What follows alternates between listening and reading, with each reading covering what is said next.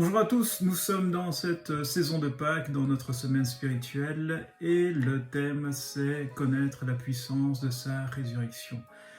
Quelqu'un a dit une marque certaine de la folie, c'est de faire à chaque fois la même chose et pourtant s'attendre à des résultats différents. Il y a 20 ans environ, nous avons lancé la première édition du concert de Pâques.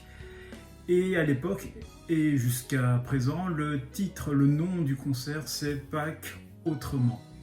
Maintenant, la question qu'il convient de se poser ou de se reposer est la suivante. Quel est cet autrement?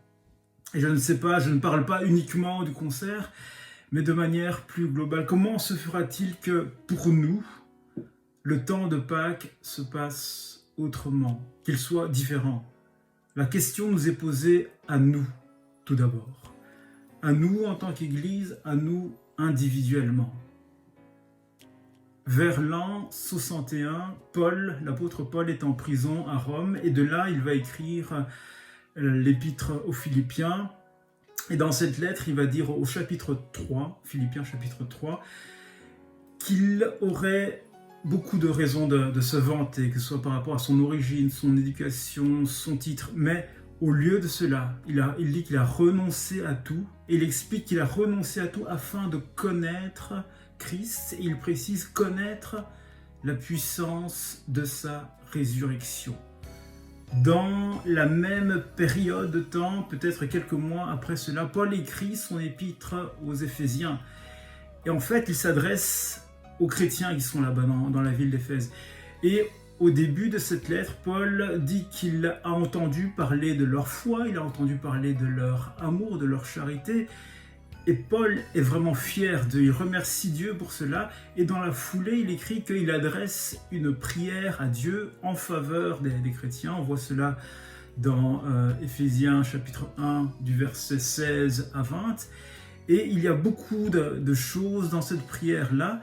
Mais l'élément que je voudrais souligner, c'est qu'il dit « Je prie que vous ayez un esprit de sagesse et de révélation », c'est le verset 16, et il poursuit « et que vous sachiez quelle est l'infinie grandeur de la puissance de Dieu », et il dit au verset 20, il poursuit en disant « Cette puissance, c'est-à-dire cette puissance infiniment grande, il l'a déployée en ressuscitant Christ d'entre les morts. » Deux commentaires par rapport à cela.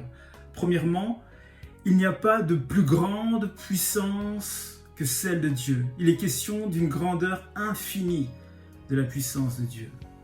Deuxièmement, cette puissance-là a été déployée lors de la résurrection de Christ.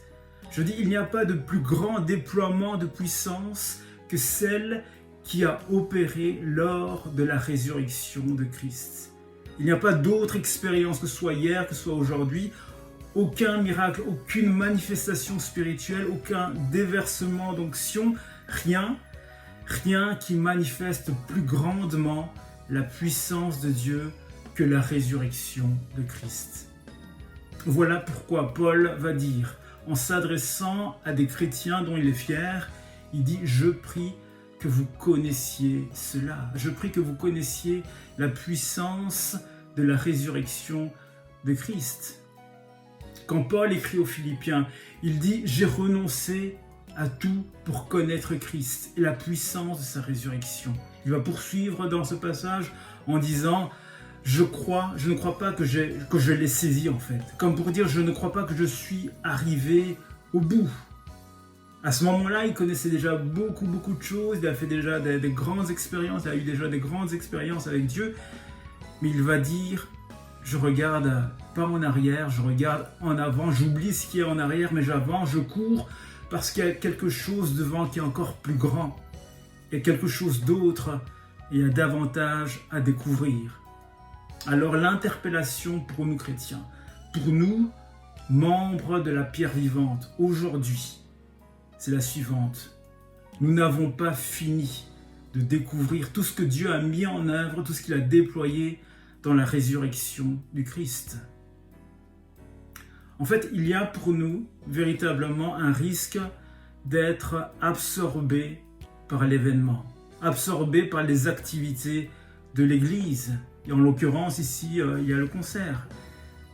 Mais alors que nous sommes dans cette semaine de Pâques, alors que nous sommes dans cette semaine spirituelle, nous voulons laisser à Dieu la possibilité de se révéler encore à nous. Que Dieu nous amène à le connaître plus profondément, que nous puissions connaître plus profondément ce qu'il a déployé dans la résurrection du Christ et que nous puissions expérimenter l'infinie grandeur de sa puissance déployée dans la résurrection de Christ. Alors que cela soit cette chose nouvelle, cette chose différente qui fera que pour nous-mêmes déjà, cette Pâque soit vécue autrement. Que nous puissions connaître différemment, plus profondément, la puissance de la résurrection de Christ et que cette différence nous amène à vivre cette Pâque autrement. Voilà, nous sommes bénis, à bientôt.